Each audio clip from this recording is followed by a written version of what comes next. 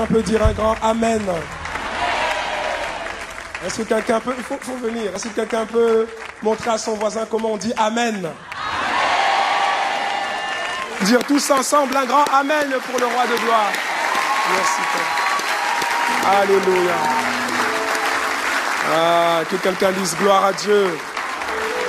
Bien-aimés, encore une fois, nous avons choisi la bonne part.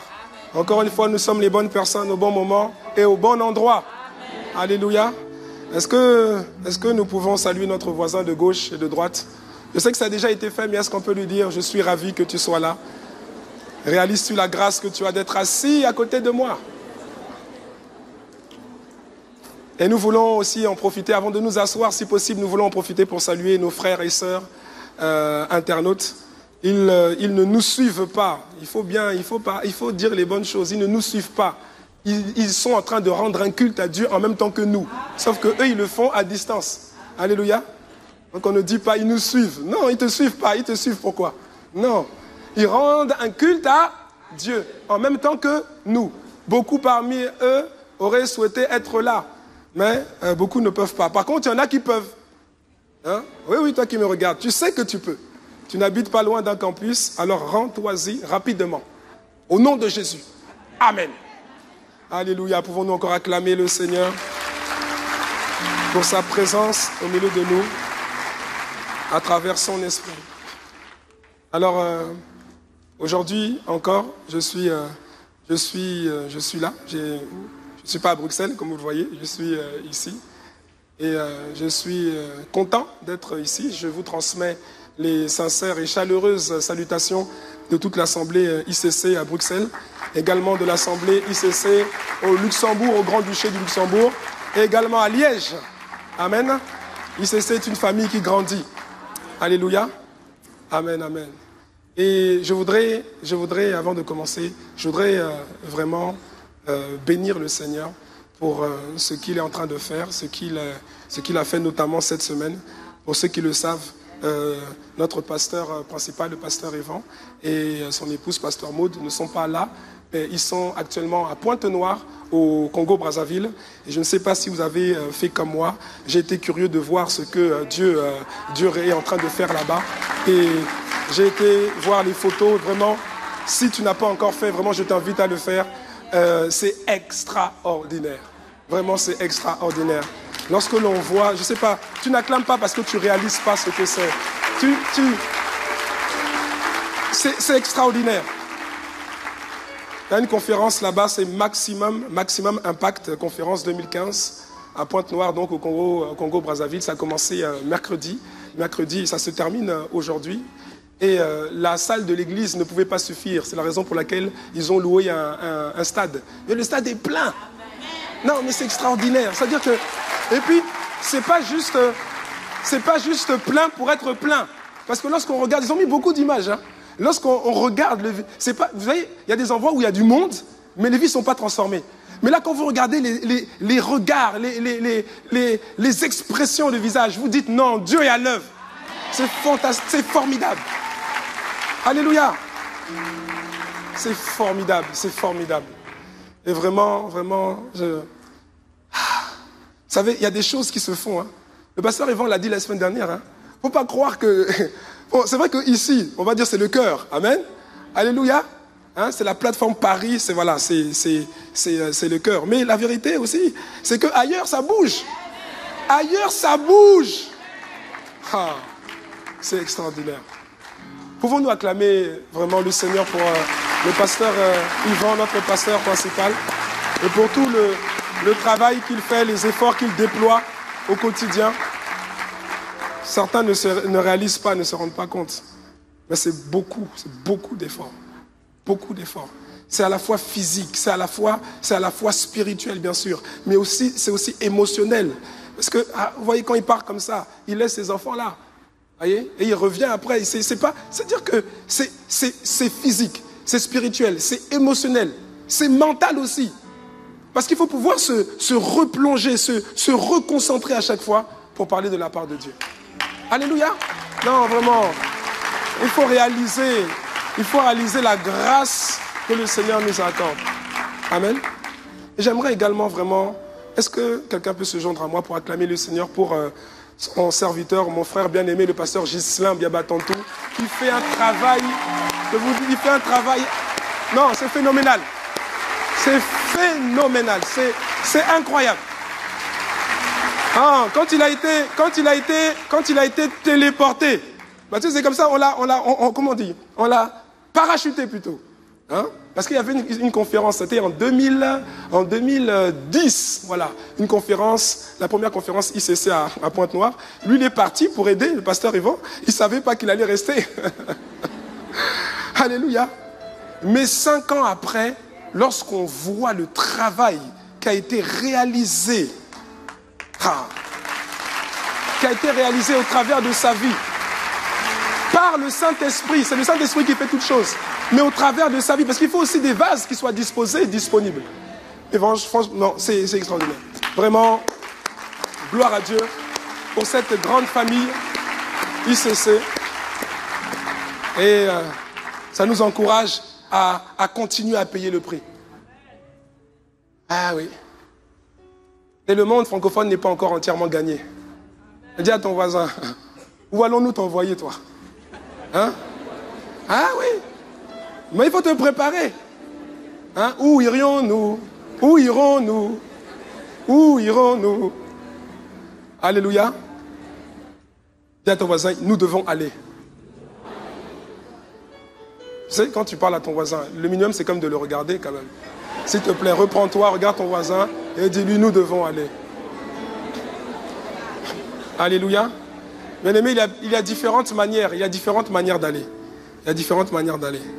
Et vous savez qu'en étant ici, même en restant ici, en région parisienne, vous pouvez aussi aller. Que quelqu'un les amène à ça. Dans quelques semaines, dans quelques jours, dans quelques semaines, nous avons un grand événement. C'est un événement majeur. On va dire que c'est l'événement majeur de toute la famille, de toute la grande famille ICC à travers le monde. De manière annuelle, c'est l'événement majeur. C'est Impact Conférence. Impact Conférence 2015. Et nous savons que, voilà, Boissy, le campus de Boissy ne peut pas accueillir cet événement. Il ne peut plus. Pourquoi? Parce qu'il y a un seul espace et aujourd'hui, le dimanche, on a 3 cultes. On ne peut pas, pendant la conférence, mettre 3 cultes dans le même espace.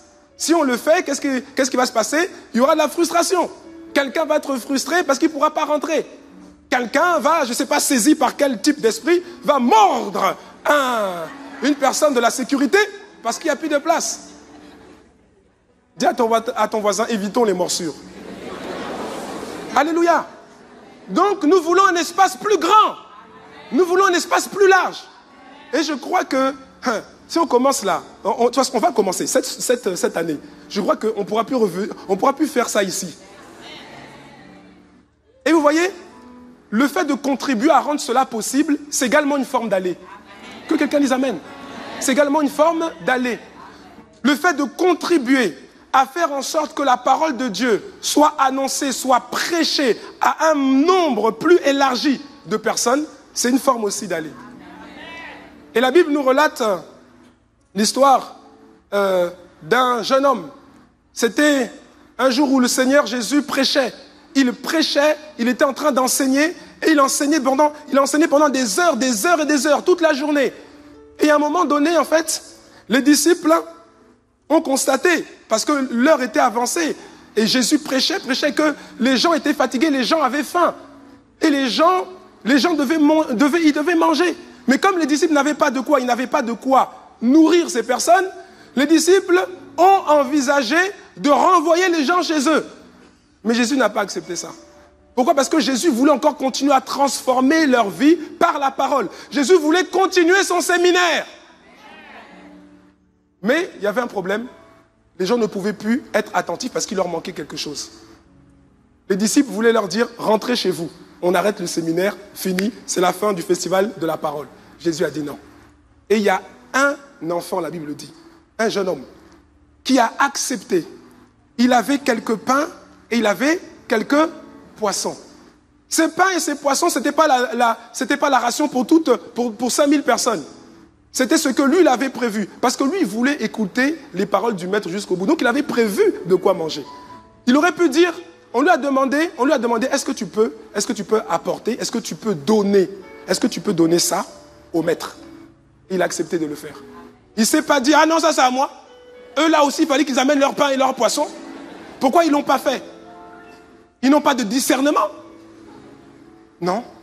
La Bible dit que pourtant c'était pour lui. Il pouvait manger, il avait faim aussi. Mais la Bible dit qu'il a apporté ça. Et c'est à travers de ce geste-là que Jésus a fait le miracle et que le séminaire a pu se poursuivre. Amen. Alléluia. Donc il a contribué à faire en sorte que des milliers de vies soient transformées. Mais pour cela, il a donné quelque chose. Ah, il y a moins de amen, on dirait, parce que tu sais où je vais en venir. Il y a quelques semaines, le pasteur Yvan nous a fait un appel. Amen. C'est un appel. En fait, c'est un appel pour être comme ce jeune homme-là, pour dire, moi aussi, je vais contribuer pour que la parole de Dieu puisse continuer à être prêchée à un grand nombre. Alléluia. Donc, il a parlé de 100 euros. Tu dis plus amen? Il a parlé de 100 euros. Mais quand il dit 100 euros, c'est le minimum. Parce que le défi financier, c'est pas, non, vraiment, c'est pas avec 10 euros, 20 euros. C'est 100 euros. Tourne-toi vers ton voisin. Dis-lui, il y a des multiples de 100. Ah, dis-lui, il y a des multiples de 100. Cite-lui quelques multiples, s'il te plaît. Cite-lui quelques multiples, vas-y. Cite-lui quelques multiples. Voilà, tu vois? Parce que quand on dit multiple de 100, les gens, ils gardent seulement un multiple. 100. C'est bizarre. Hein? Et tourne-toi vers ton voisin et dis-lui, toi, tu as une tête de multiple, pas juste de 100. Toi, tu as une tête vraiment au-delà de 100. Alléluia. Les jours arrivent très vite. Les jours arrivent très vite. Et nous devons contribuer à mettre en place cette plateforme et à la présenter au Seigneur pour qu'il transforme des milliers de vies. Parce que ici, c'est pas assez. Amen. À Bruxelles, nous sommes en train d'apporter aussi. À Liège, au Luxembourg. Donc, vous qui êtes ici, à plus forte raison, vous devez le faire. Alléluia. Qui accepte de le faire? Non, c'est pas la peine de dire c'est fait. Non, lève la main, qui accepte de le faire? Qui accepte de le faire? Et si tu as levé ta main, toi, tu vois ton voisin qui a levé la main, dis-lui, je t'ai vu. Hein? Tu t'es engagé. Amen. Je sais que toutes les mains sont pas levées. Ça, c'est toujours comme ça, de toutes les manières. On ne force personne. Mais je veux simplement terminer l'histoire. Quand Jésus a terminé, quand le jeune homme est venu apporter les quelques pains et les quelques poissons, la Bible dit que Jésus a fait le miracle, n'est-ce pas? Et tout le monde a pu manger. Tout le monde a pu manger. Mais tout le monde n'a pas le même, vous voyez, tout le monde n'a pas le même ventre. Mais la Bible dit que tout le monde a mangé, même les plus grands mangeurs. Et quand tout le monde a mangé, la Bible dit quoi? Qu'il restait encore des paniers. Ce n'est pas des petits paniers comme on a aujourd'hui. Les paniers à l'époque, c'est des grands paniers. À votre avis, je pose juste une question, même si ce n'est pas littéralement écrit dans la Bible. À votre avis, est-ce que le jeune homme qui avait donné les quelques pains et les quelques poissons, est-ce que vous pensez qu'il est parti sans rien de tous ces paniers-là? Réfléchis un peu. Si tu contribues à faire en sorte que la parole de Dieu soit prêchée et qu'elle transforme les vies, le Seigneur ne peut pas t'oublier. Alléluia. Merci Seigneur. Alléluia. Est-ce que quelqu'un peut dire l'école du Saint-Esprit? L'école du Saint-Esprit. Nous en avons parlé il y a 2 semaines déjà, quand j'étais là. Et la semaine dernière, nous avons également été édifiés par le pasteur Yves, toujours sur ce thème, l'école du Saint-Esprit. Alléluia. Et nous voulons donc poursuivre, nous voulons donc avancer, ce qui en même temps prépare aussi la conférence à venir, parce que, comme le pasteur Yvon nous l'a dit, l'onction, c'est le Saint-Esprit. Amen. Alléluia. Alors nous avons dit plusieurs choses, je vais tenter de faire un résumé rapide, nous avons dit plusieurs choses. Nous avons dit que l'école du Saint-Esprit est une école réelle, elle est réelle. L'école du Saint-Esprit est tangible. L'école du Saint-Esprit, ce n'est pas juste le titre d'un message, ce n'est pas juste le titre d'une conférence, ce n'est pas juste le titre d'un séminaire. L'école du Saint-Esprit est réelle. Dis à ton voisin, elle est réelle. Elle est réelle. C'est une école de transformation, une école de formation, mais aussi une école de transformation. Et Jésus il a annoncé l'ouverture, ou plutôt la réouverture de l'école du Saint-Esprit. Il a dit, dans Jean chapitre 14, verset 26, il a dit, « Mais le Consolateur, l'Esprit Saint, que le Père enverra en mon nom, vous enseignera toutes choses, et il vous rappellera tout ce que je vous ai dit. » Lorsqu'on parle d'enseignement, lorsqu'on parle de rappel, on parle de révision, oui ou non? Lorsqu'on parle d'enseignement et de rappel et de révision, on parle d'école. Que quelqu'un dise amen si c'est vrai. Alléluia. Donc Jésus était en train de dire à ses disciples, il est avantageux pour vous que je m'en aille. Il faut que je m'en aille, et lorsque je m'en serai allé, je pourrai vous envoyer en mon nom l'allos parakletos, c'est-à-dire le Saint-Esprit. Il viendra, il vous consolera, parce que c'est le consolateur, et ensuite, il vous enseignera toutes choses, et il vous fera réviser les choses que je vous ai données. Alléluia. Dis à ton voisin, c'est une école. C'est une école, en fait, qui, en vérité, a commencé déjà en Genèse, chapitre 2. En Genèse, chapitre 2, déjà, l'école du Saint-Esprit avait commencé. C'est ce que j'expliquais la fois passée. Elle avait ouvert ses portes, et le premier étudiant, le premier élève à l'école du Saint-Esprit, le premier à avoir été coaché, à avoir été enseigné, à avoir été conduit, à avoir été équipé par le Saint-Esprit, c'était Adam. Adam était le premier élève qui a été rejoint ensuite, quelques temps après, par maman Ève. Et ils étaient les deux premiers élèves de l'école du Saint-Esprit. Mais à un moment donné, ils ont quitté l'école du Saint-Esprit. Ils ont péché et ils ont quitté l'école du Saint-Esprit. Et ils se sont cachés dans les buissons. Et c'est à partir de ce moment-là qu'on a commencé à parler d'école buissonnière. Ils sont sortis, ils ont fui l'école du Saint-Esprit. Et ils n'auraient jamais dû faire ça. Et quand ils sont partis, ils sont sortis. Ensuite, comme il n'y avait plus d'élèves. Comme il n'y a plus d'élèves à une école, on ferme l'école. Et donc l'école a été fermée. Elle a été fermée. Et pendant 4000 ans, elle a été fermée. Et Jésus annonce dans Jean chapitre 14, au verset 26, Jésus annonce, il annonce qu'il doit partir pour que le Saint-Esprit revienne et qu'il réouvre l'école du Saint-Esprit. Et il dit à ses disciples, c'est avantageux pour vous. C'est avantageux pour vous. Parce que pendant 4000 ans, l'école avait été fermée, ou plutôt, pas complètement fermée, parce que le Saint-Esprit continuait à travailler avec les prophètes. Il continuait à travailler avec les patriarches. Mais il ne le faisait pas comme il le fait aujourd'hui. Aujourd'hui, le Saint-Esprit est en nous. Notre enseignant, notre professeur, notre coach est en nous. Et il nous enseigne au quotidien et en continu. Alors qu'à l'époque, de l'Ancienne Alliance, il venait oindre, il venait revêtir les patriarches, les prophètes pour un temps, pour un moment et pour une action, pour un but. Mais il n'était pas en permanence avec eux. C'est un peu comme si l'école du Saint-Esprit était devenue une formation à distance. Dans une formation à distance, le professeur n'est pas là avec vous, mais on vous envoie les manuels. Quelqu'un me suit ou pas? Et ça a fonctionné comme ça à peu près pendant 4000 ans, avec les temps des prophètes et des patriarches. Mais en Jean chapitre 14, verset 26, Jésus annonce la réouverture officielle de l'école du Saint-Esprit.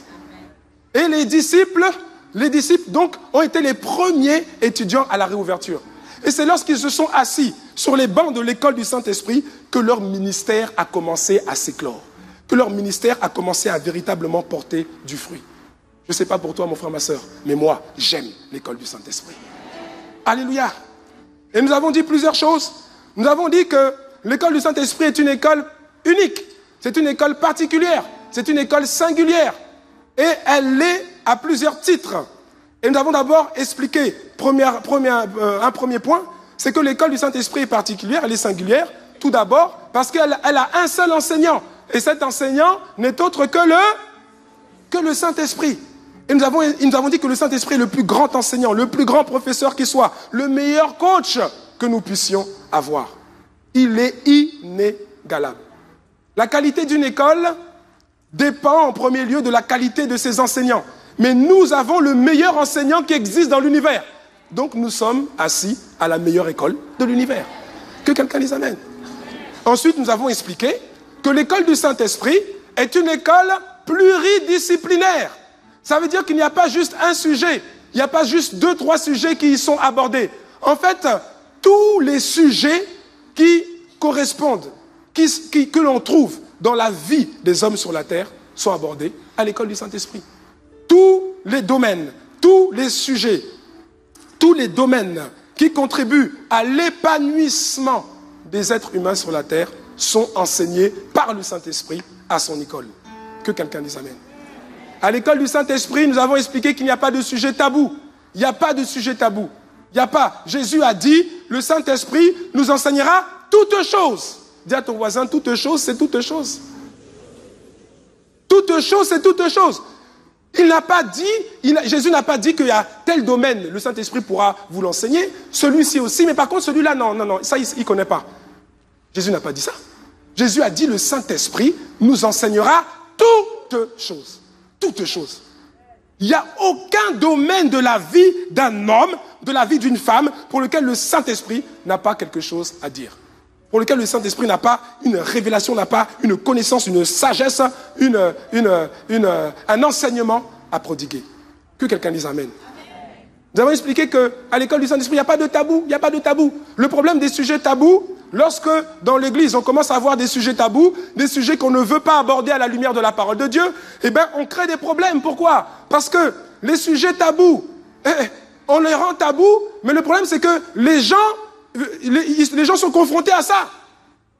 Les chrétiens, les membres de l'église sont confrontés à ça. Donc si on n'en parle pas à la lumière de la parole, chacun se débrouille pour trouver une solution. Chacun trouve ses solutions lui-même ou va trouver des solutions dans le monde. Et trouve des mauvaises solutions et des mauvaises réponses. Et ça détruit les vies. Jésus a dit, il n'y a pas de tabou à l'école du Saint-Esprit. Il vient et il nous enseigne toutes choses. Toutes choses. Et nous avons expliqué que dans les différents sujets, les différents thèmes, il y a différents thèmes, il y a tous les thèmes en fait, mais nous avons également noté que tous les thèmes, tous les sujets de l'école du Saint-Esprit, tout ce que le Seigneur nous enseigne, tout n'est pas au même niveau, tout n'a pas le même coefficient. Quelqu'un me suit ou pas? Il y a des sujets qui sont beaucoup plus importants que d'autres. Mais, malgré tout, il faut reconnaître que tout est abordé. Le Saint-Esprit peut t'aider dans tout, dans les moindres détails de ta vie. En es-tu conscient? Alléluia. Nous avons également dit que une chose encore, la troisième chose qui rend l'école du Saint-Esprit particulière, c'est que le programme pédagogique, le contenu pédagogique de l'école du Saint-Esprit nous vient directement du Père. Il nous vient directement du trône de Dieu. Il ne nous vient pas du ministère de l'Éducation nationale français. Que quelqu'un dise ouf. Ah oui, on a échappé belle. Hein? Il nous vient directement du trône de Dieu, du Père. Et nous avons dit qu'à l'école du Saint-Esprit, les cours, les enseignements que le Saint-Esprit te donne au quotidien, ces enseignements ne sont pas obsolètes. Il y a beaucoup d'écoles, il y en a, ils ne vous disent pas, hein, c'est même des grandes écoles, ou bien voilà, mais ils ne vous disent pas, il y a certains cours là qui sont complètement obsolètes. Mais à l'école du Saint-Esprit, il n'y a aucun cours obsolète. Tout ce que le Saint-Esprit t'enseigne, c'est jamais obsolète. C'est jamais obsolète. Alléluia. Et c'est ce que l'apôtre Pierre dit dans 2 Pierre chapitre 1 au verset 12. Il dit, voilà pourquoi je prendrai soin de vous rappeler ces choses, bien que vous les sachiez et que vous soyez affermis dans la vérité présente. En fait, quand Dieu nous parle, quand le Saint-Esprit nous parle, il nous parle toujours par rapport à quelque chose dont nous avons besoin et qui fait partie de la vérité présente. Il nous enseigne ce qu'il nous faut à l'instant, pour cette saison. Il nous donne le cours, le coaching, la formation, les enseignements qu'il nous faut à cette saison pour pouvoir passer un cap dans notre vie. À l'école du Saint-Esprit, il n'y a aucun cours obsolète. Aucun. Aucun. Alléluia. Et nous avons également expliqué que, à la différence de certaines écoles, vous avez des écoles en fait où vous pouvez rentrer directement en 3e année, vous pouvez rentrer directement en 5e année, en 4e année. Mais à l'école du Saint-Esprit, tu ne peux pas franchir les étapes comme ça. Tu dois commencer par les fondamentaux. Que quelqu'un dise amen à ça. Tu commences par la base, toujours. quel que soit ton âge. Il y en a, ils estiment que comme ils ont 60 ans d'âge naturel, ils estiment que, en fait, ils n'ont pas à faire les fondamentaux, les bases de la vie chrétienne. Il y en a même qui refusent, dans les GI, dans les groupes d'impact, il y en a même qui refusent d'être enseignés par des jeunes frères et des jeunes sœurs en disant « mais je peux être ton père ». Oui, mais sauf que spirituellement, tu es un bébé et tu dois grandir. Ce n'est pas ton âge naturel n'est pas toujours en corrélation avec ton âge spirituel. Si tu acceptes Jésus-Christ comme Seigneur et Sauveur à 60 ans, eh ben, mon ami, même si tu es un papa naturel, tu es un bébé spirituel. Et l'apôtre Pierre, comme l'auteur de l'épître aux Hébreux, nous explique que tu as besoin de lait. De lait spirituel. Et quand tu franchis, quand tu commences avec le lait spirituel, l'enseignement qui correspond au lait spirituel, ensuite le Saint-Esprit t'annonce maintenant, il va commencer à te donner de la nourriture solide. Que quelqu'un les amène. 1 Pierre chapitre 2 verset 2. La Bible dit, désirez comme des enfants nouveau-nés le lait spirituel et pur, afin que par lui, vous croissiez pour le salut. Il faut d'abord le lait spirituel. Quand vous êtes des enfants nouveau-nés, des bébés, des népios, eh bien, il vous faut le lait. Et ensuite, Hébreux chapitre 5 verset 12 nous dit, vous, en effet, qui depuis longtemps devriez être des maîtres, vous avez encore besoin qu'on vous enseigne les premiers rudiments des oracles de Dieu. Vous en êtes venus à avoir besoin de lait et non d'une nourriture solide.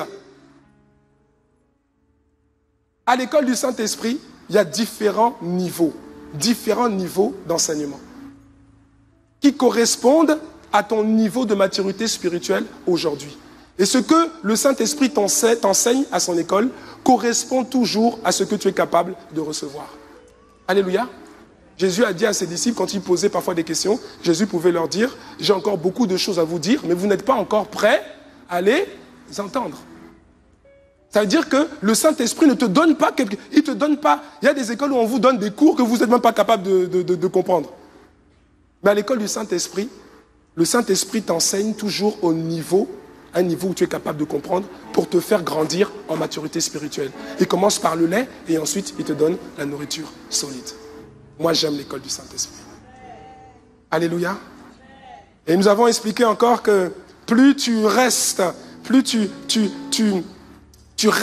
sur les bancs de l'école du Saint-Esprit, et plus le Seigneur, en fait, te communique, il te donne ce que la Bible appelle l'expérience de la parole.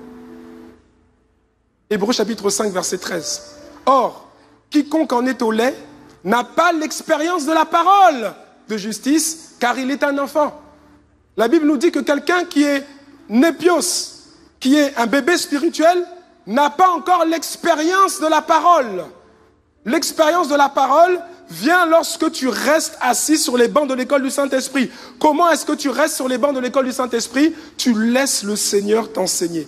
Tu es en communion. Tu crées une communion avec lui. Et tu le laisses te parler par la Bible, par sa parole. Tu le laisses te parler tantôt d'une manière, tantôt d'une autre. Tu le laisses te parler par le biais de ses serviteurs, les prédicateurs, qui viennent le dimanche, qui viennent pour des séminaires, pour des conférences. Tout ça en fait, derrière, c'est le Saint-Esprit qui contrôle, qui pilote pour t'enseigner.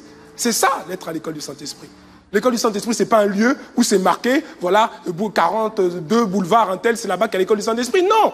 L'école du Saint-Esprit, c'est simplement le Saint-Esprit est en toi et tu le laisses t'enseigner. Il y a des gens, le Saint-Esprit est en eux, ils sont nés de nouveau, mais ils ne sont pas à l'école du Saint-Esprit. Pourtant, ils sont sauvés. Il y a des gens comme ça. C'est-à-dire qu'ils sont sauvés, ils ont accepté Jésus-Christ comme Seigneur et Sauveur, mais ils refusent d'écouter le Saint-Esprit. Ils refusent les enseignements du Saint-Esprit. Ils sont sauvés, mais ils ne sont pas à l'école du Saint-Esprit. Mais si tu n'es pas à l'école du Saint-Esprit, tu ne pourras jamais atteindre ta destinée. Jamais. Jamais. Tu iras de frustration en échec, d'échec en désillusion et de désillusion en lamentation. Que cela ne t'arrive pas au nom de Jésus. Dis à ton voisin, reste à l'école du Saint-Esprit. Alléluia. L'expérience de la parole. Nous avons expliqué que certains n'ont pas l'expérience de la parole, mais ce sont des népios, mais ils osent porter des commentaires, ils osent juger des hommes de Dieu qui ont un ministère éprouvé et qui ont l'expérience de la parole. Et ils osent les critiquer. les critiquaient de manière publique, sur Internet, sur Facebook, avec des commentaires bizarres. Moi aussi, ça m'arrive. Ah oui. Les gens font des commentaires. C'est quoi ce programme? N'importe quoi. Toutes sortes de choses. Tu as envie de dire, ah, mais Seigneur, quand même. Nous, on veut délivrer les gens. Et certains font des commentaires. Ils font des commentaires même. Et voyez, non, ils ont, non mais vraiment, c'est terrible. Hein. Ils prennent la Bible, ils comprennent rien, mais rien. Et puis, ils prennent des passages sortis complètement de leur contexte, hein, et puis ils balancent ça. Ils mettent publiquement, ils étalent publiquement leur ignorance. Oui. Ah ouais, je vois ça parfois, souvent. Ah ouais. Tout dernièrement encore. Un népios, venu tout droit de népiosie, rempli de népiosisme, atteint de népiosite aiguë et sujet à une allergie népiotique à la vérité. Oui, il y a des gens comme ça. Et ils osent, ils n'ont pas l'expérience de la parole et ils osent porter des jugements. Ce sont des choses qu'ils ne comprennent pas. Là, quand vous voyez ça, vous voyez que ça, c'est quelqu'un qui n'est pas à l'école du Saint-Esprit. Il n'est pas à l'école du Saint-Esprit. À l'école du Saint-Esprit, il n'y a pas la critique. C'est un cours qu'on ne retrouve pas là-bas. Il n'y a pas la calomnie. Non. Quand tu ne comprends pas quelque chose, tu te tais. Et la meilleure façon de faire du bien à quelqu'un pour qui tu ne comprends pas un peu les agissements, c'est prier pour lui. Voilà. C'est ça, on enseigne ça à l'école du Saint-Esprit. Alléluia. Et nous avons expliqué également qu'à l'école du Saint-Esprit, il n'y a plus de frais d'inscription. En fait, il y avait des frais d'inscription pour réouvrir l'école. Mais tous les frais, tu n'as rien à payer. Pourquoi? Parce que tous les frais ont déjà été payés par Jésus-Christ à la croix du Calvaire. Il a tout payé. C'est-à-dire que tu as un accès. Tu as un accès gratuit. Il faut simplement que tu acceptes de t'asseoir et de te laisser enseigner par le Saint-Esprit. Alléluia. Et nous avons expliqué, et je crois que nous sommes arrêtés là-dessus, c'est qu'à l'école du Saint-Esprit, contrairement à beaucoup d'écoles, non seulement on te donne l'enseignement, mais en plus de l'enseignement, on te donne l'équipement, on te donne le matériel pour réussir. Il y a beaucoup d'écoles où, une fois que vous êtes inscrit, on vous envoie la liste des fournitures achetées. Oui ou non? Hein, le matériel, il vous faut ceci, cela, des listes parfois interminables, avec des choses que parfois on ne retrouve même pas, on ne sait même pas où les acheter. Mais à l'école du Saint-Esprit, l'enseignement t'est donné, mais aussi l'équipement qui te permet de réussir t'est également donné. C'est un revêtement. C'est ce qu'on appelle l'onction. C'est ce que le pasteur Yvan est en train de nous... C'est sur quoi le pasteur Yvan est en train de nous édifier actuellement. L'onction. Nous avons compris que l'onction, c'est un revêtement. Un revêtement qui te rend capable de faire des choses que tu ne peux pas, que tu n'es pas capable de faire. Et ce revêtement, l'onction, c'est le Saint-Esprit. L'onction, c'est le Saint-Esprit. Et quand il vient, Dieu nous a fait le don du Saint-Esprit. Maintenant, quand le Saint-Esprit vient, le Saint-Esprit se manifeste. L'onction du Saint-Esprit se manifeste par les 7 manifestations du Saint-Esprit. Que quelqu'un les amène. Qui nous sont exposées dans Ésaïe chapitre 11 au verset 2. L'Esprit de l'Éternel reposera sur lui, esprit de sagesse et d'intelligence, esprit de conseil et de force, esprit de connaissance et de crainte de l'Éternel. Alléluia. Et ça vient comme un revêtement sur toi. L'Esprit de l'Éternel, c'est l'Esprit du Seigneur.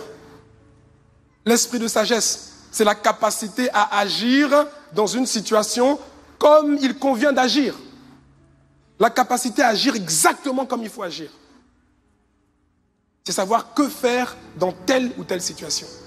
L'esprit d'intelligence, la capacité à réfléchir, la capacité à comprendre les choses complexes, les choses très complexes, les choses difficiles, la capacité à comprendre ces choses, la capacité à comprendre les choses les plus complexes. L'esprit d'intelligence, l'esprit de conseil, c'est-à-dire le discernement. L'esprit de force, c'est-à-dire l'esprit de puissance. Et souvent, on a limité l'onction à la puissance. Alors que nous avons vu que l'onction, c'est plus que la puissance. Ce n'est pas que la puissance. Alléluia. L'esprit de connaissance, c'est-à-dire de révélation. Te révèle les choses cachées. Te révèle le remas de sa parole. Et l'esprit de crainte de l'Éternel. L'esprit de crainte de l'Éternel. Quand tu le revêts, tes ennemis qui viennent contre toi par un chemin, quand ils voient ce revêtement sur toi, l'esprit de crainte de l'Éternel, c'est pas toi qui craignes, hein, mais ils craignent le revêtement que tu as. Et ils s'enfuient par ce chemin. Ah, moi j'aime l'école du Saint-Esprit. Tu y es enseigné et tu y es équipé. Alléluia. Et nous avons dit que ce revêtement, cette onction, c'est le Saint-Esprit. Et c'est le Saint-Esprit, en fait, qui fait ses exploits. C'est pas toi, c'est pas moi, c'est pas nous qui faisons les exploits. C'est le Saint-Esprit, c'est parce que le Saint-Esprit est sur nous que nous sommes capables de réaliser ces choses. Que quelqu'un les amène. Nous avons expliqué que nous sommes comme des gants. Tu es comme un gant, mon frère, ma soeur, comme un instrument. Un gant sans main à l'intérieur, il ne peut rien faire. De même, un instrument sans musicien, l'instrument ne peut rien faire. Oui ou non? Imaginez un instrument avant. Un instrument avant, sans le souffle du musicien, quel son peut-il sortir? Un instrument n'a pas à se remplir d'orgueil. Un instrument n'a pas à s'enorgueillir. Un instrument n'a pas à dire « Ah, c'est moi qui l'ai fait. C'est moi qui l'ai fait. » C'est pas toi. C'est pas toi. C'est pas toi. Ne sois pas comme ce policier. J'avais terminé avec ça la fois passée. Un policier, il n'était rien. C'est un monsieur, il n'était rien. Monsieur M, il n'était rien. Il va à l'école de police. On l'enseigne. Tout ce qu'il doit savoir, on le lui enseigne. Et quand il sort, il réussit le concours, on lui remet quoi? Un revêtement. Sous forme de quoi? D'uniforme. On lui met un uniforme de la police nationale. Et on lui donne une arme, symbole de la puissance. L'uniforme, symbole du revêtement, et l'arme, symbole de la puissance. Et c'est avec ça qu'il peut opérer. Et lorsqu'il sort, il va dans la rue, et s'il voit des délinquants, il voit des brigands qui sont en train de faire des choses, il peut les interpeller, il peut leur dire « Hey, vous là, arrêtez ce que vous faites, et venez ici !» Et ils vont venir, quelle que soit la taille du policier, qu'il soit petit, grand, gros ou maigre. C'est le revêtement qui compte. Quelqu'un me suit? Et si, en faisant ça, il voit que les brigands lui obéissent, s'il voit que les brigands lui obéissent, là maintenant, il rentre chez lui en disant il rentre, il voit sa femme et ses enfants en disant « Ah, vous savez, votre père est puissant. » Quand je parle, les brigands m'obéissent. Dis à ton voisin, c'est pas toi. C'est pas toi. Le même policier, monsieur M, s'il enlève son vêtement, il pose l'arme, il enlève son vêtement et il repart en civil. Et il va voir les mêmes brigands. « Hé, vous là! Au nom de la loi! » Nous, c'est au nom de Jésus. Lui, c'est au nom de la loi! Venez ici! Ils vont dire, yes, on vient. Et ils vont le cogner, le rosser, le boxer. Pourquoi? Parce qu'il n'a pas de vêtements. Quelqu'un me suit? C'est pas toi qui fais les choses. Le Saint-Esprit t'enseigne, le Saint-Esprit t'équipe, mais c'est pas, c'est pas toi vraiment. Ne garde pas la gloire pour toi, quoi. Rends la gloire à Dieu. C'est pas toi. Alléluia. J'expliquais que nous sommes comme des multiprises. Nous sommes comme des multiprises. Et en tant que multiprise, nous avons deux choses que nous devons faire. La première, c'est nous connecter à la source d'énergie. Nous sommes une multiprise. Il y en a, c'est des multiprises. Vous voyez, non? En fait, ce n'est même pas une multiprise, c'est juste une rallonge.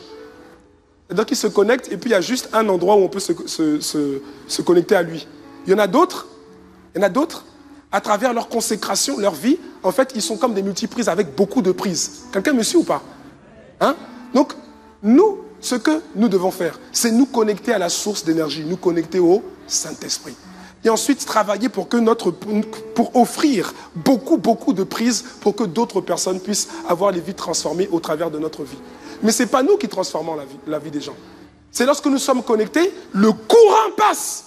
Le courant, ce n'est pas nous le courant. Le courant passe par nous et puis il va alimenter maintenant, transformer maintenant tous ceux qui sont connectés. Mais ce n'est pas toi, ce n'est pas moi. Le jour où tu te débranches, tu ne veux plus être à l'école du Saint-Esprit. Tu dis, je suis autosuffisant par moi-même. Ok, débranche. Quand on va te débrancher, il ne va pas falloir très longtemps avant que ceux qui étaient connectés à toi se rendent compte qu'il n'y a plus de vie qui coule. Et qu'est-ce qu'ils vont faire? Ils vont se déconnecter, ils vont aller chercher ailleurs. Dis à ton voisin, c'est pas toi. Alléluia.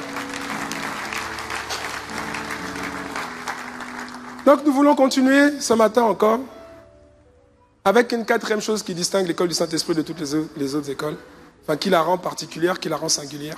C'est que l'école du Saint-Esprit, ce n'est pas juste une école où il y a un enseignement uniquement théorique.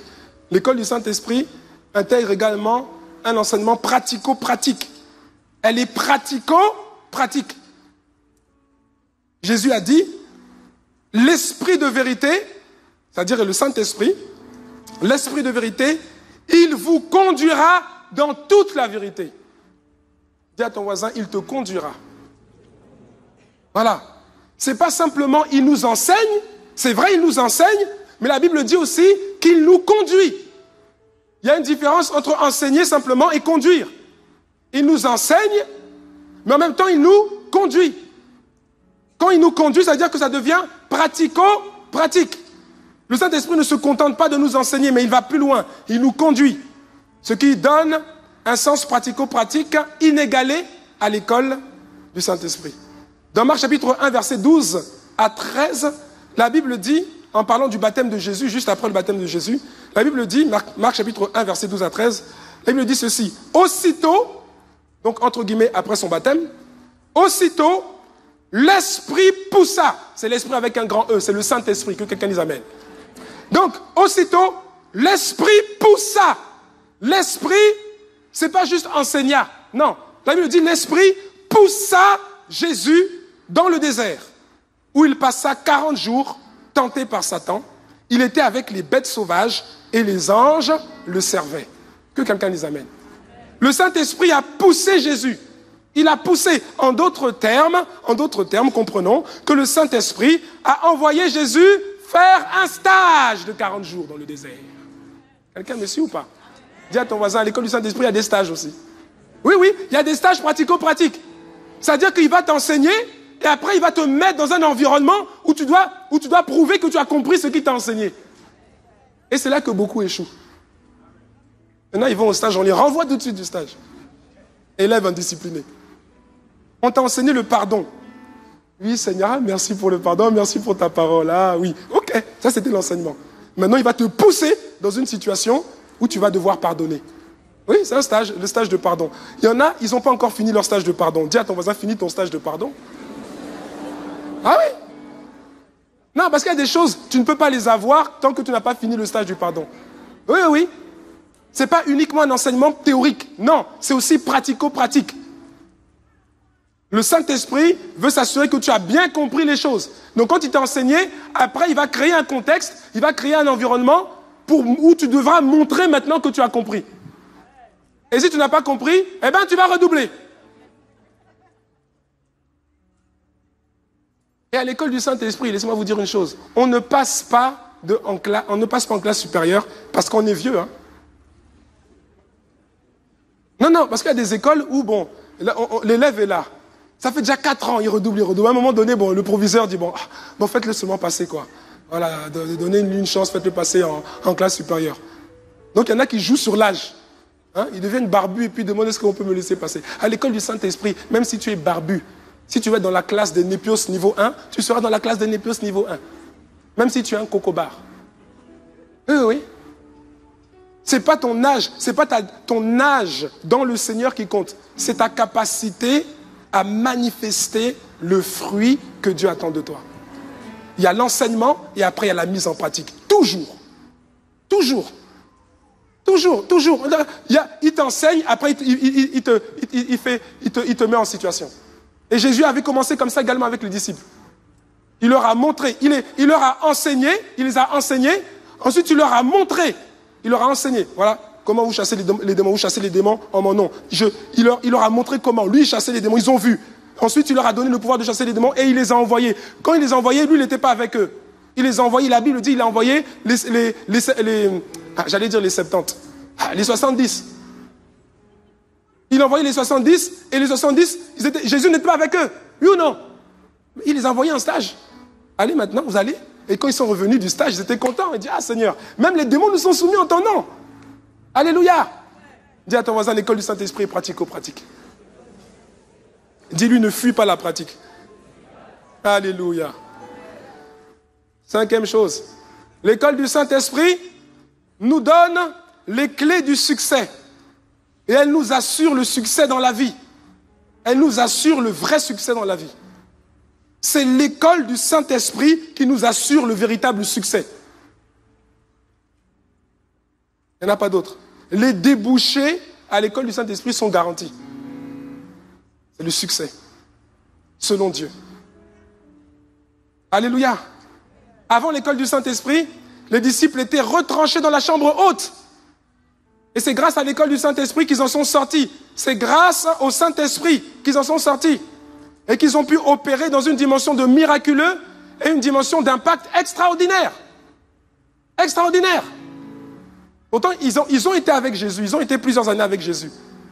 Mais ils n'ont pas eu le rayonnement qu'ils ont eu. Avec Jésus, ils n'ont pas eu le même rayonnement que lorsque ils ont été à l'école du Saint-Esprit. À l'école de Jésus, ils ont eu un certain rayonnement. Mais quand ils sont rentrés maintenant dans l'école du Saint-Esprit, c'est un autre rayonnement supérieur qu'ils ont manifesté. Oui ou non? Oui ou non? L'école du Saint-Esprit est bien meilleure que l'école polytechnique de Palaiseau. L'école du Saint-Esprit est bien meilleure que l'école polytechnique de Montréal. L'école du Saint-Esprit est mieux que HEC.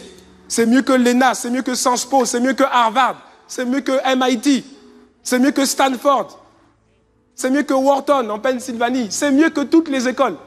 Toutes les écoles. Car aucune de ces écoles ne te parle de l'avenir. Aucune de tes écoles ne te parle de ton avenir. Aucune. Aucune. Aucune. Ils cherchent à t'équiper pour que tu réussisses dans le monde actuel. Mais aucune école ne te parle de ton avenir. Alors que la Bible dit que le Saint-Esprit, Dieu, nous parle. Il dit, invoque-moi et je te répondrai. Je te montrerai les choses cachées, celles que tu ne connais pas. Et Dieu ne te montre pas des choses cachées que tu ne connais pas, qui ne font pas partie de ta destinée. Il te montre des choses qui font partie de ta destinée. L'école du Saint-Esprit te parle de ton avenir et t'équipe pour ton avenir, pour ce à quoi le Seigneur t'a suscité. Il n'y a aucune autre école qui peut le faire. Tu peux faire toutes les grandes écoles du monde, c'est pas ça. C'est pas mauvais, c'est bien, mais c'est pas ça qui va t'équiper pour réussir dans la vie. C'est l'école du Saint-Esprit. Alléluia.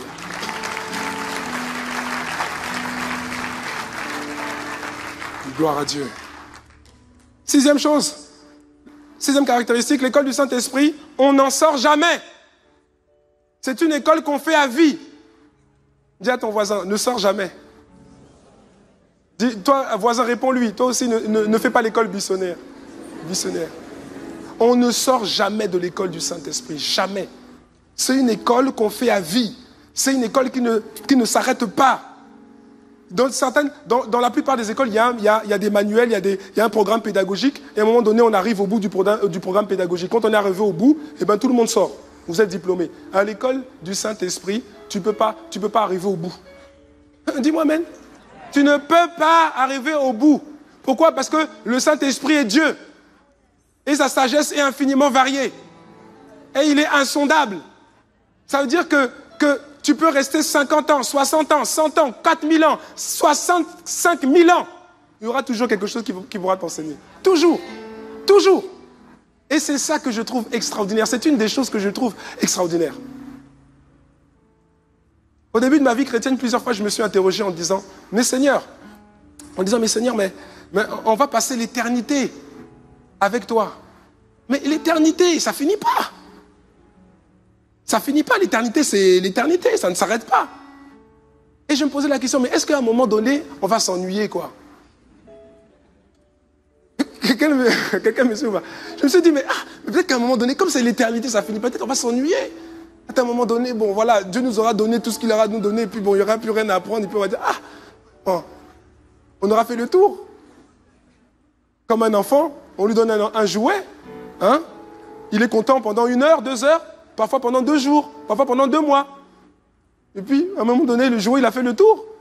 Quand tu dis, papa, achète-moi une voiture. Mais j'ai déjà acheté une voiture, mais celle-là, c'est pas une voiture, ça c'est pour les bébés. Il a fait le tour. Mais ce qui est extraordinaire, c'est que à l'école du Saint-Esprit, on aura toujours quelque chose à apprendre. Même dans 4000 milliards d'années, la Bible dit que sa sagesse est infiniment variée. Il est insondable. Il aura toujours quelque chose à nous apprendre. Toujours. Et ça, je ne sais pas pour toi, mais moi, cette dimension-là, je suis heureux de ça. Parce qu'on ne va jamais s'ennuyer dans l'éternité. Jamais. Mais franchement, ce serait triste de s'ennuyer dans l'éternité. Non. Tu imagines, on est triste, c'est-à-dire qu'il n'y a plus rien à nous envoler. Le prof, il nous refait encore bon. On a fait les intégrales multiples. Bon, on va revenir aux tables de multiplication. Allez, 3 x 3, 9, 3 x 4, 12, 3 x 5, 15. On va dire, on a déjà vu ça. Mais c'est impossible à l'école du Saint-Esprit. Alléluia. C'est impossible. Moi j'aime l'école du Saint-Esprit. Ouais. 7e chose. Cette école, l'école du Saint-Esprit, elle est également particulière dans le sens où elle comprend, elle intègre l'école de Jésus. Elle intègre l'école de Jésus et elle complète l'école de Jésus. Parce que les disciples, avant d'aller à l'école du Saint-Esprit, ils étaient d'abord à l'école de Jésus, que quelqu'un les amène. Puisque c'était leur rabbi, c'était leur maître, c'est lui qui les enseignait. Oui ou non? Quand tu t'assois auprès de quelqu'un, en fait, tu es à son école. Alléluia. Donc les disciples étaient à l'école de Jésus. Mais comprenons que l'école du Saint-Esprit, elle intègre l'école de Jésus et en plus de ça, elle la complète. Jésus a dit dans Jean chapitre 16 au verset 7, le Seigneur a dit, cependant, je vous dis la vérité, il vous est avantageux que je m'en aille. Car si je ne m'en vais pas, le consolateur ne viendra pas vers vous. Mais si je m'en vais, je vous l'enverrai. Et plus loin dans Jean chapitre 14, au verset 26, il dit ceci, toujours en parlant du Saint-Esprit, en parlant du consolateur, il dit, mais le consolateur, l'Esprit Saint, que le Père enverra en mon nom, vous enseignera toutes choses et il vous rappellera tout ce que je vous ai dit. Autrement dit, il vous rappellera tout ce que je vous ai enseigné. Donc l'école du Saint-Esprit, elle intègre l'école de Jésus et elle la complète. Pourquoi? Parce que Jésus a annoncé que le Saint-Esprit nous enseignera toutes choses. Elle est formidable, cette école. Elle est formidable. L'école de Jésus a transformé la vie des disciples jusqu'à un certain niveau. Et ensuite, l'école du Saint-Esprit a transformé la vie des disciples à un niveau encore plus supérieur. Alléluia. Merci Seigneur. Ça, c'était les caractéristiques, quelques caractéristiques de l'école du Saint-Esprit qui font que cette école est unique. Elle est unique en son genre. C'est la meilleure école de tout l'univers. Et nous devrions tous être inscrits et suivre les cours de cette école. Que quelqu'un dise amen à ça. Amen. Maintenant, pour le temps qui me reste, j'aimerais aborder un autre aspect. On a parlé, on a introduit avec les différentes caractéristiques de l'école du Saint-Esprit. Mais j'aimerais maintenant faire un focus. Puisque c'est l'école du Saint-Esprit, notre capacité à être transformé par cette école va dépendre de notre capacité, ou bien plutôt de notre intimité avec la personne du Saint-Esprit, puisque c'est lui notre professeur. Oui ou non? Oui ou non? Si c'est l'école du Saint-Esprit et qu'on n'a pas une certaine connaissance, une certaine relation, une certaine intimité avec le Saint-Esprit, alors on ne pourra pas recevoir ce qu'il a à nous enseigner. N'est-ce pas? Alléluia. Alors, j'aimerais, je sais que ce n'est pas la première fois qu'on en parle, ce n'est pas la première fois que vous entendez ces choses, mais j'aimerais quand même revenir dessus parce que c'est important.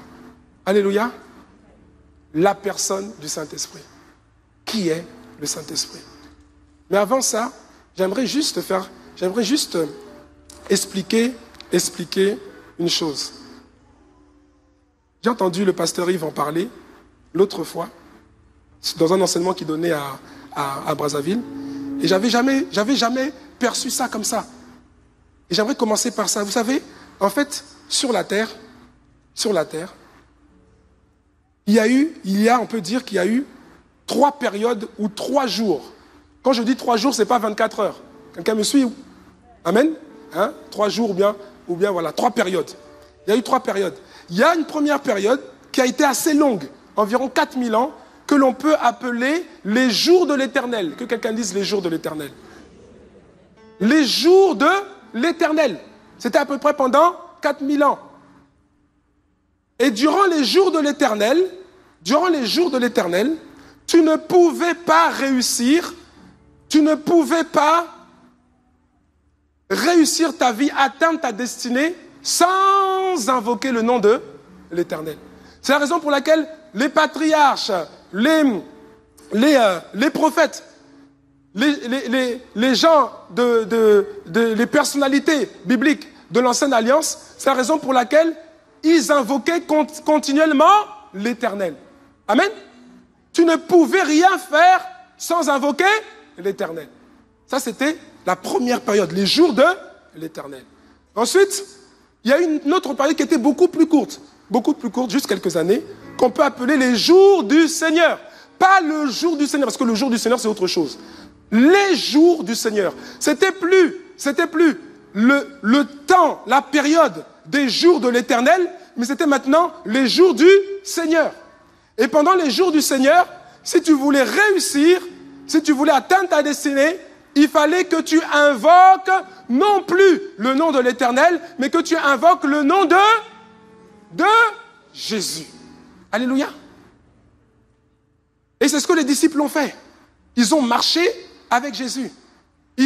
La Bible dit dans Luc chapitre 10, verset 17, la Bible dit que les 70 revinrent avec joie, disant, Seigneur, les démons même nous sont soumis en ton nom.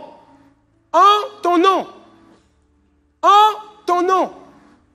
C'est un moment, cette période-là, c'était plus les jours de l'Éternel. C'était maintenant les jours où pour réussir, il fallait invoquer le nom de Jésus. Amen. Ensuite, il y a une autre période dans laquelle nous sommes aujourd'hui par la grâce de Dieu. Parce que c'est la meilleure période.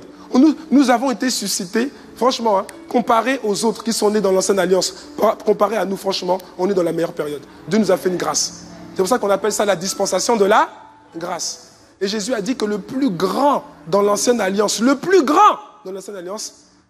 il ne dépasse même pas le plus petit de la Nouvelle Alliance. C'est une grâce. Et cette période dans laquelle nous sommes, qui a succédé aux jours du Seigneur, les jours du Seigneur, c'est ce qu'on peut appeler les jours de l'Esprit. Les jours de l'Esprit.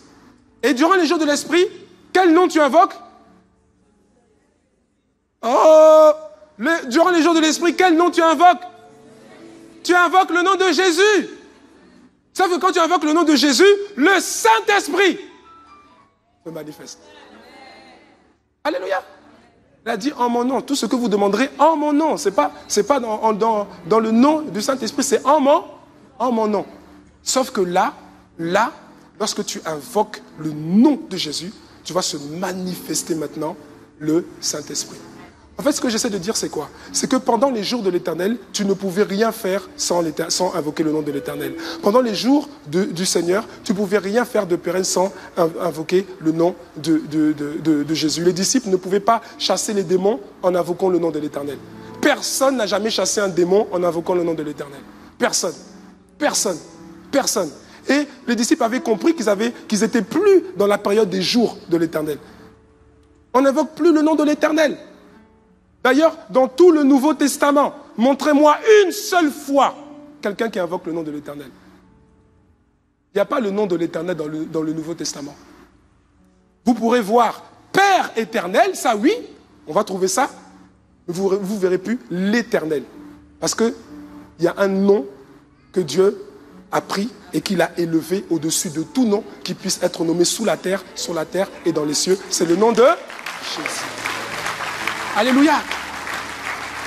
Et ensuite, dans le temps, dans les jours de l'Esprit, si tu comprends ce que j'ai dit, tu comprends aussi que dans les jours de l'Esprit, tu ne peux rien faire. Tu ne peux rien réussir. Tu ne peux avoir aucun succès, aucune réussite pérenne sans le Saint-Esprit. C'est impossible. Dis à ton voisin, mon ami, sois à l'école du Saint-Esprit. Dis-lui, tu n'as pas le choix. C'est pour ton bien. Alléluia. Qui est le Saint-Esprit? Parfois, pour comprendre, pour savoir qui est une personne, on définit d'abord ce qu'il n'est pas, parce que parfois le fait de définir ce qu'il n'est pas nous fait avancer dans la quête de le connaître. Oui ou non? C'est un peu paradoxal, mais parfois définir ce que quelqu'un n'est pas nous permet d'apprendre sur lui. Oui ou non? Oui ou non? Alors ce que le Saint-Esprit n'est pas. Commençons un peu avec ça. Je ne pourrais pas tout dire, mais au moins j'aimerais partager quelques points. Ce que le Saint-Esprit n'est pas. Premièrement, bien-aimés, comprenons définitivement. Je sais que la plupart de nous, on l'a compris, mais j'aimerais le dire. Est-ce qu'on en est conscient? Le Saint-Esprit n'est pas une chose. Que quelqu'un dise amen. Le Saint-Dit à ton voisin, le Saint-Esprit n'est pas une chose. Ça signifie quoi, frères et sœurs? Ça signifie que... Non, le Saint-Esprit n'est pas... Le Saint-Esprit n'est pas une chose comme un robot que tu déclenches en appuyant sur un bouton. Envoie la puissance, le feu. Oui, envoie le feu pour brûler mes ennemis. Consume, envoie le feu. C'est pas un robot que tu pilotes pour envoyer le feu ou souffler le vent. Ce n'est pas une chose. Le Saint-Esprit n'est pas un concept. Le Saint-Esprit n'est pas une idée. Le Saint-Esprit n'est pas une métaphore. Le Saint-Esprit est réel. Le Saint-Esprit est tangible. Le Saint-Esprit est véritable. Le Saint-Esprit est une personne. Alléluia. Il est tangible. La Bible dit qu'il est descendu le jour du baptême d'eau de Jésus. La Bible dit que le Saint-Esprit est descendu sur Jésus. Il est descendu sous une forme corporelle, semblable à une colombe. Et ce n'est pas une colombe. Moi, je ne sais pas pourquoi les gens, dès qu'il faut parler du Saint-Esprit, beaucoup, ils vont prendre une colombe, ils vont mettre l'image d'une colombe. Mais le Saint-Esprit n'est pas une colombe. On a dit semblable à une colombe. C'est-à-dire que quand on l'a vu descendre sur Jésus, il avait pris une forme corporelle, ça ressemblait à une colombe. Mais ce n'est pas une colombe. Une fois, le pasteur, Papa Karambiri, le pasteur Karambiri nous avait donné il nous disait qu'il y a quelqu'un qui était venu voir son pasteur pour lui dire, pasteur, j'ai le Saint-Esprit à la maison. Le pasteur lui a dit, mais oui, le Saint-Esprit, il est avec toi. Il dit, oui, mais là, il est à la maison depuis hier. Il a dit, c'est un peu perturbé. Comment? Faut venir. Viens le voir. En fait, il avait acheté une colombe qu'il avait mis dans une cage. C'est pas le Saint-Esprit. Bon, je sais que toi, tu n'aurais pas fait ça. Mais je dis simplement, le Saint-Esprit n'est pas une colombe. La Bible dit qu'il est venu sous une forme corporelle semblable à une colombe. Mais ce n'est pas une colombe. Alléluia. Le Saint-Esprit n'est pas non plus juste un vent. Il y a des gens, ils vous diront, ils sont chrétiens, mais ils vous diront que non, le Saint-Esprit, en fait, c'est une puissance, c'est pas une personne. Ils vont vous dire c'est une puissance. En fait, c'est un vent impétueux. Le Saint-Esprit, tu ne peux pas le limiter à un vent impétueux. C'est vrai qu'il peut se manifester comme un vent impétueux. Il peut se manifester comme un feu dévorant. Mais tu ne peux pas le limiter à un feu dévorant. Tu ne peux pas le limiter à un vent. Tu ne peux pas. C'est parce que voilà, tantôt il a agi comme un feu, tantôt il a agi comme un vent, donc ça y est, c'est une chose. Non, c'est une personne, il est Dieu. Le Saint-Esprit n'est pas non plus juste une puissance. Que quelqu'un dise amen à ça. Et là, il y en a beaucoup qui disent ça parmi les chrétiens. Bon, pas ici, mais il y en a qui disent que non, le Saint-Esprit c'est une puissance. C'est la puissance de Dieu, c'est une puissance. Dynamis, il se limite à ça. Le Saint-Esprit, c'est vrai, la Bible explique que le Saint-Esprit, il est la puissance de Dieu. Il est la puissance de Dieu. Mais tu ne peux pas le limiter à une simple puissance. Tu ne peux pas dire il est juste une puissance, il est juste un vent, il est juste un feu. Que quelqu'un dise amen. Donc le Saint-Esprit n'est pas une chose. Deuxième point, le Saint-Esprit n'est pas un ange surpuissant. Parce que là encore, vous allez entendre des gens qui vont dire que non, le Saint-Esprit c'est un ange. Mais c'est un ange particulier. C'est un ange qui est puissant, c'est le plus puissant des anges. Il est surpuissant. Ce n'est pas un ange. La Bible dit que les anges sont des esprits au service de Dieu. Saint-Esprit est Dieu. Les anges sont à son service. Et là, ils vont dire, oui, mais on l'appelle, dans l'Ancien Testament, on l'appelle l'ange de l'Éternel. L'ange de l'Éternel. Ah, l'ange de l'Éternel. Oui, mais même quand on dit l'ange de l'Éternel, ça ne veut pas dire que c'est un ange. Ça veut simplement dire qu'il apparaissait à plusieurs reprises dans l'Ancienne Alliance avec ceux qui marchaient avec Dieu. Il apparaissait comme les anges apparaissent aux gens. Mais sauf qu'il était Dieu. C'est pas un ange, il est Dieu. Quelqu'un me suit? Le Saint-Esprit n'est pas un ange, il est Dieu. Il est Dieu. Autre chose, le Saint-Esprit n'est pas un homme. Bon, pour quelqu'un, ça va être évident. Mais, mon ami, c'est à Bruxelles, là, vraiment... Une fois, j'ai terminé une séance plutôt, du cours 101 sur les fondements du royaume. Si tu ne connais pas le cours 101, repens-toi. Le cours 101 sur les fondements du royaume. Et puis à la fin, il y a un frère d'un certain âge, qui pose une question. Mais pasteur, vous avez parlé du Saint-Esprit, mais moi j'ai un problème avec ce que vous avez dit. Je dis, ah bon, quel problème? Il me dit, mais moi on m'a toujours dit, parce qu'il vient d'un certain pays qui est en Afrique centrale. Je ne donnerai pas de nom, mais bon, un pays d'Afrique centrale. Et il dit, mais moi on m'a toujours dit, en fait, que le Saint-Esprit, c'est un monsieur. Et il habite là-bas dans ce pays, dans la capitale, il est là-bas. Il y a un quartier, c'est là-bas qu'il est. On a toujours dit que le Saint-Esprit, c'est lui.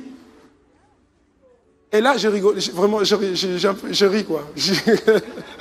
Il était gêné. Moi, j'ai dit, non, pardon, frère, mais vraiment, ce que tu dis là, vraiment, ça m'a un peu dépassé. Hein. C'est pas contre toi. Et je lui ai dit, mais non, mais attends, tu veux dire quoi? Que le Saint-Esprit est un homme? Il dit, mais en tout cas, il m'a dit, il y a des dizaines, au moins des dizaines de milliers de gens qui se rendent là-bas pour faire les cultes, et en disant que ce monsieur-là, c'est le Saint-Esprit. Bon, moi, j'ai rien contre ce monsieur, moi. Moi, j'ai rien contre ce monsieur. Mais je dis simplement, il n'est pas le Saint-Esprit. Je dis, mais attends. Donc,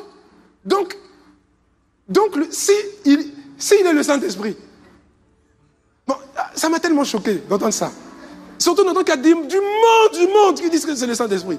J'étais sur Internet, j'ai tapé son nom pour voir sa tête. J'ai vu sa tête. J'ai dit, ah, c'est le Saint-Esprit. Après, j'ai dit, non mais attendez. J'ai dit donc, le Saint-Esprit, c'est-à-dire que s'il veut venir ici, à Paris, il va demander un visa. Le Saint-Esprit va demander un visa. Qu'on peut lui refuser d'ailleurs. Franchement. La Bible, Jésus nous a parlé du Saint-Esprit.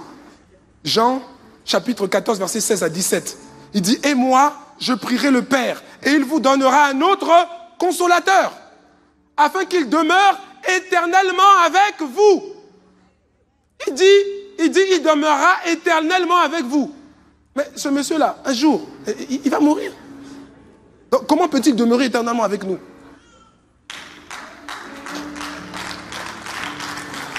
Ensuite, Jésus dit, l'Esprit de vérité, que le monde ne peut recevoir parce qu'il ne le voit point. Or, moi j'ai vu sa photo. Le monde peut voir sa photo. Donc on le voit. Donc il ne peut pas être le Saint-Esprit. Et le monde ne le voit point et ne le connaît point, mais vous le connaissez car il demeure avec vous. Et il sera en vous. Donc ce monsieur-là, il peut demeurer avec toi et être en toi. Ah. Le Saint-Esprit n'est pas un homme. Le Saint-Esprit est Dieu. Alléluia. Merci Seigneur. Autre chose. Le pasteur, il en a parlé. Le Saint-Esprit n'est pas la troisième personne de la Trinité. Il est plus juste de dire qu'il est une des trois personnes de la Trinité. Alléluia. Et le problème, bien aimé, c'est que beaucoup... Moi-même, Moi, je reconnais que j'ai dit ça. Mais le problème, c'est que quand tu dis ça de manière inconsciente, inconsciemment, tu le mets à l'arrière-plan. Inconsciemment, tu le rétrogrades. Inconsciemment, tu le mets dans le background. Tu le mets derrière. Tu le mets derrière. Derrière. Derrière. Alors que Jésus dit, il est avantageux pour vous que je m'en aille. Je vous enverrai le Saint-Esprit. Quand on dit il est la troisième personne, ça veut dire qu'on commence à mettre un ordre. Numéro 1, numéro 2, numéro 3, numéro...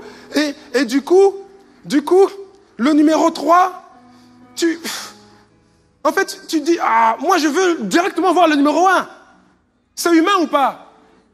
Le numéro 1, le numéro 2, bon, le numéro 3 là, mais c'est marqué, montre-moi dans la Bible où c'est marqué qu'il est le numéro 3. Il est une des trois personnes de la Trinité, ça oui. Ça oui.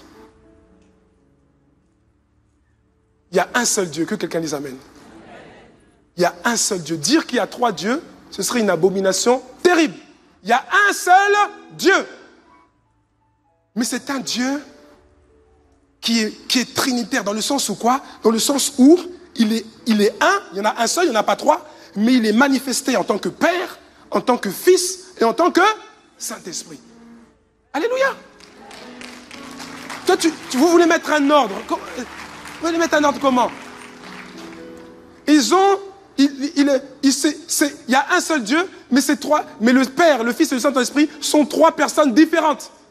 Différentes. Mais ils sont un. Oui, c'est un mystère. C'est exactement ce que j'allais dire. C'est un mystère. Tu peux pas... on ne peut pas expliquer un mystère. C'est un mystère. C'est comme ça. C'est comme ça. Moi, j'aime cette image de la molécule d'eau. Vous connaissez la molécule d'eau, non? Ceux qui n'ont pas fui les cours de biologie. La molécule d'eau, c'est H2O. Tout à l'heure, au premier culte, j'ai dit, c'est une molécule, c'est deux molécules d'hydrogène, une molécule d'oxygène. Après, à la fin du culte, il y a un scientifique qui est venu me voir, pasteur, vous êtes trompé, ce sont des atomes. J'ai dit, ok, je m'incline. Ok, donc, il y a H2, oui, c'est ça, H2O, hein. C'est H2O. C'est l'écrire, c'est pas acheter de l'eau, H2O. H, c'est l'atome d'hydrogène. Deux atomes d'hydrogène liés à un atome d'oxygène. Amen. Ça, c'est l'eau. Oui ou non? Oui ou non? Vous connaissez ça, non? Bon, cette eau-là, le H2O, vous allez la voir sous forme de glace. C'est possible ou pas? La glace, c'est de H2O, non? C'est de l'H2O à l'état solide. C'est H2O. C'est pas autre chose. C'est H2O qui se manifeste dans un certain type de contexte. Oui ou non? Après, vous avez le même H2O, c'est pas un autre. C'est exactement le même H2O qui est sous forme liquide, qui se manifeste sous un autre type de contexte. Mais c'est le même H2O. Et ce même H2O, il va aussi être comme de la vapeur, un gaz, la vapeur d'eau. Mais c'est exactement le même H2O, sauf qu'il se manifeste dans un environnement spécifique. Tu ne peux pas dire que le numéro 1, c'est lui, le numéro 2, le numéro 3, le numéro... Non! Il est Dieu! Alléluia! Ah, Seigneur. Le Saint-Esprit. Il est Dieu. Il est Dieu. Il est 100% Dieu. Le Père n'est pas 33% de Dieu, le Fils n'est pas 33% de Dieu, et le Saint-Esprit 33% de Dieu. Non, non, non, non. C'est un mystère, c'est comme ça. Le Père est 100% Dieu, le Fils est 100% Dieu, et le Saint-Esprit est 100% Dieu. Ah oui? Après, quelqu'un va dire, il dit, mais, mon ami, c'est un mystère seulement. C'est un mystère. Mais vous savez, même les disciples, je me rends compte que même les disciples, en fait, ils ont eu un peu de mal à assimiler ça. Ils ont eu du mal. Jean chapitre 14, verset 10 à 11. Jean chapitre 14, verset 10 à 11. Regardez un peu. C'est-à-dire que là, vous avez Philippe. Philippe qui vient, il vient poser une question au Seigneur. Et il vient, donc il voit Jésus, il dit au Seigneur Jésus, il dit, Seigneur, il dit, s'il te plaît. Bon, c'est vrai, on est avec toi tous les jours, vraiment tu nous fais du bien. Mais Philippe demande, Seigneur, s'il te plaît, montre-nous le Père. Montre-nous le Père. Montre-nous le Père. Et vous savez, quand un disciple vient poser une question au Seigneur, comprenons une chose. Hein, en fait, c'est tous les disciples. Hein, parce qu'ils ne vont pas tous parler en même temps. Il y a toujours un porte-parole. Quelqu'un me suit? Comme Philippe s'est approché de Jésus pour dire, Seigneur, Rabbi, Seigneur Jésus, montre-nous le Père. Croyez, il faut comprendre que les autres, ils étaient là aussi. Bon, on va le voir le Père là aujourd'hui. Montre-nous le Père. Regardez ce que Jésus répond. Verset 10. Il dit, Philippe, verset 10. Ne crois-tu pas que je suis dans le Père et que le Père est en moi? Il lui pose la question. Oui ou non? Il pose la question, non? Jésus dit, ne crois-tu pas que je suis dans le Père et que le Père est en moi? Je crois que quand Jésus a posé cette question, il a regardé Philippe. Et Philippe a dit, Philippe devait être comme ça. Philippe, ne crois-tu pas que je suis dans le Père et que le Père est en moi? Pierre à côté. Ouais, Jacques. Ouais. Alors, Jésus continue. Il dit, mais les paroles que je vous dis, je ne les dis pas de moi-même. Et le Père qui demeure en moi, c'est lui qui fait les œuvres. Et donc, Jésus regarde encore Philippe, Pierre et les autres, et il y voit encore dubitatif.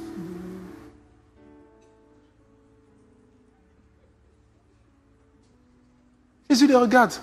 Et Jésus est obligé de dire au verset 11, c'est quand même incroyable. Jésus est obligé de dire, regardez ce qu'il dit. Il est obligé de dire, croyez-moi. Ça veut dire quoi? Ça veut dire que tout ce qu'il a dit là.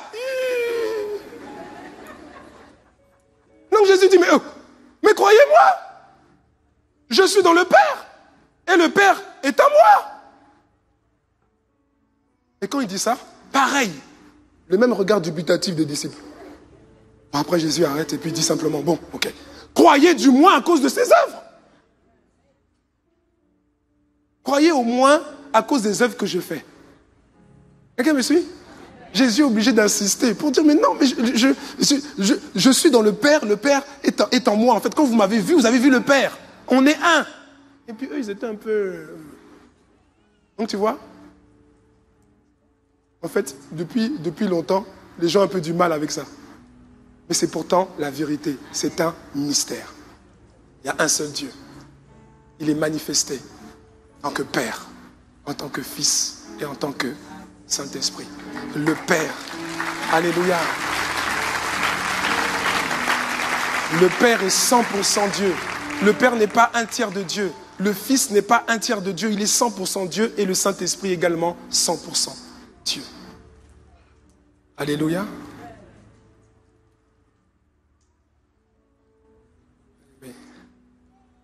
Je vais m'arrêter là. Je vais m'arrêter là. Mais vraiment, si Dieu permet, si le Seigneur permet. Parce qu'en fait, il y a tellement de choses.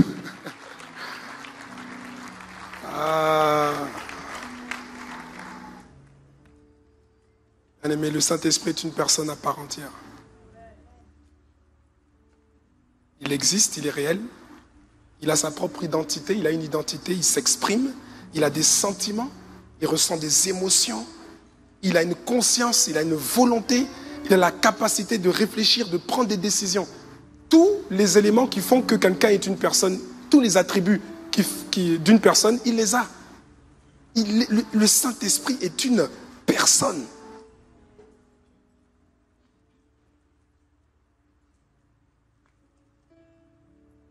Et je m'arrête avec ça. Il est, non seulement, c'est une personne, mais il est en nous. On le sait, mais on ne réalise pas. Et quand il est en nous, il est 100% concentré sur nous. Parce qu'il est omniscient, omnipotent et omniprésent. Au début de ma vie chrétienne, je n'avais pas compris cette dimension. Je savais que le Saint-Esprit était en moi. Je savais aussi qu'il était dans les autres frères et sœurs. Et je me disais, plus maintenant parce que j'ai compris, mais je me disais à l'époque, quand je voyais parfois la vie de mes frères et de mes sœurs, je voyais qu'ils avaient parfois des challenges, des difficultés bien plus grandes que les miennes. Et je me disais, certainement, le Saint-Esprit passe plus de temps avec eux parce qu'ils ont des challenges qui sont plus grands que les miens. Et quand il passe du temps avec eux, bon ben, moi, il va m'accorder un peu moins de temps. Mais si tu penses ça, mon frère, ma soeur, mais c'est faux. Le Saint-Esprit est Dieu. Il a les caractéristiques divines. Il est omniprésent, omniscient, omnipotent. Il est en toi. Quand il est en toi, ça signifie qu'il est 100% concentré sur toi. En même temps, il va régler les problèmes dans la vie d'un autre frère, d'une autre sœur. Il va aider quelqu'un à rentrer dans sa destinée. Mais il est en toi. Quand il aide quelqu'un d'autre là-bas, c'est pas qu'il n'est pas avec toi. Il est toujours avec toi. Et tout ce que tu dis, ce que tu penses, ce que tu fais, va l'affecter d'une certaine manière. Parce que c'est une personne. C'est une personne. Si on pouvait voir le Saint-Esprit physiquement avec nous, il y a beaucoup de choses qu'on ne ferait pas. Il y a beaucoup de choses qu'on ne dirait pas. Il y a beaucoup de choses, parce qu'il entend les pensées. Hein. Il y a beaucoup de choses même qu'on ne penserait pas. Il est 100%, je ne sais pas comment le dire, il est 100% concentré sur toi. Même s'il réalise des choses dans la vie d'autres chrétiens, dans le monde entier, il est avec toi, il est omniscient, il est omniprésent, il est omnipotent, il est 100% concentré. Quand tu pars quelque part, tu emmènes le Saint-Esprit. Quand tu te déplaces, tu emmènes le Saint-Esprit. Quand tu parles, ce que tu penses là, les dispositions profondes de ton cœur, le Saint-Esprit les connaît. Tu peux mentir à un frère, tu peux mentir à un responsable, tu peux mentir au pasteur, tu peux tromper le pasteur, tu peux duper le pasteur, mais le Saint-Esprit qui est en toi, tu ne peux pas le duper. Tu ne peux pas. Es-tu conscient de ça?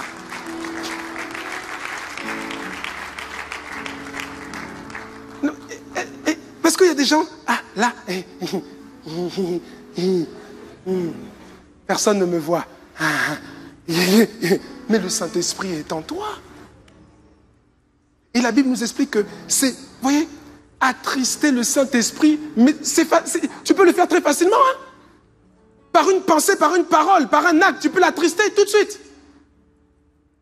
Et quand tu l'attristes, quelqu'un qui est attristé, quelqu'un qui t'aime, c'est pas qu'il t'aime pas, il t'aime. Il t'aime, mais tu l'attristes. Il t'aime, mais tu l'attristes. Il te dit fais ça, tu dis non. Il te dit ne fais pas ça, tu fais. Il te dit ne dis pas ça, tu dis. Et quand tu fais ça, tu l'attristes. Tu l'attristes. C'est une personne. Tu l'attristes. Et après, tu vas dire Seigneur, étends ta main. Envoie le feu du Saint-Esprit sur mes ennemis. Consume-les au nom de Jésus. Quelqu'un que tu as attristé. Après, tu vas lui dire, ouvre les portes, au nom de Jésus. Seigneur, guéris-moi, guéris-moi.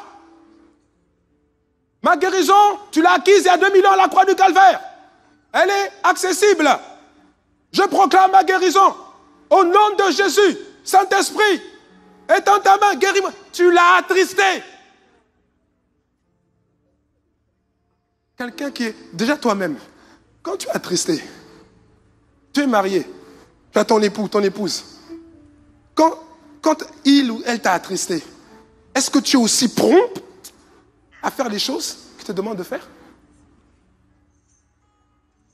En général, quand on est attristé, qu'est-ce qu'on fait? On reste tranquille.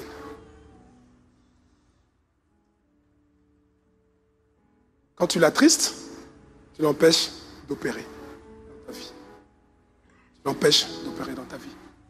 Bien-aimé, Quand on chante, quand on dit Saint-Esprit viens, viens Saint-Esprit, quand on dit ça, c'est pas que le Saint-Esprit va quitter le ciel pour venir. Il est là. Quand on dit Saint-Esprit viens, en fait ce qu'on est en train de dire, c'est Saint-Esprit, manifeste-toi. Parce qu'on sait que tu es là, il ne va pas quitter un endroit pour venir, il est là déjà. Mais quand on dit Saint-Esprit viens, Esprit de Dieu viens, Esprit de Dieu viens, en fait on est en train de dire manifeste-toi, manifeste-toi, parle, parle, nous voulons t'écouter, enseigne, nous voulons être enseignés. Montre les choses, oriente, dirige, console, restaure, guérit. Quand on dit Saint-Esprit viens, c'est pas qu'il va quitter un autre endroit, il est là, mais en fait il va se manifester. Comment est-ce qu'il se manifeste? Il ne peut pas se manifester lorsqu'on l'a bombardé de choses qui l'ont attristé. C'est une personne, c'est pas une chose. Une chose. Si c'était une chose, tu appuies sur un bouton, ça marche.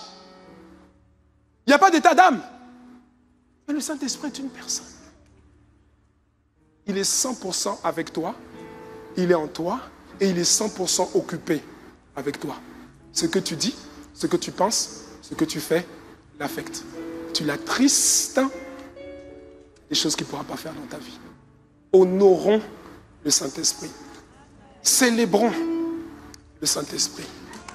Donnons toute la place au Saint-Esprit. Recherchons le Saint-Esprit. Alléluia. Bien-aimé, je vais m'arrêter là.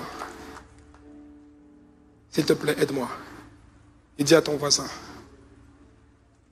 sois et reste à l'école du Saint-Esprit. Alléluia. Est-ce que quelqu'un peut acclamer le Seigneur? Je vais m'arrêter là. Merci Seigneur. Merci Seigneur. Merci Seigneur. Nous pouvons nous tenir debout pour ceux qui le peuvent. Est-ce que nous pouvons juste quelques instants? Alléluia.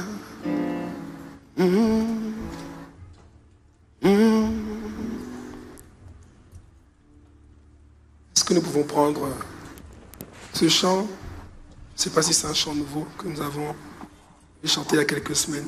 Je ne me rappelle pas toutes les paroles, mais ça disait « Esprit de Dieu viens ». Esprit, je ne sais plus le... Voilà, c'est ça. Alléluia. De Dieu viens. Esprit de Dieu viens. Esprit de Dieu viens. Ça veut dire manifeste-toi. Esprit de Dieu viens. Esprit, Esprit de Dieu. Esprit de Dieu viens. Manifeste-toi. Esprit de Dieu viens. C'est le cri de nos cœurs. Esprit de Dieu viens. Tu es merveilleux, tu es Esprit, de Dieu viens. Est-ce que quelqu'un peut dire de tout son cœur? Esprit de Dieu viens. Magnifique présence. Esprit de Dieu viens. Nous voulons dire Esprit de Dieu viens. Maintenant, Esprit, continuons.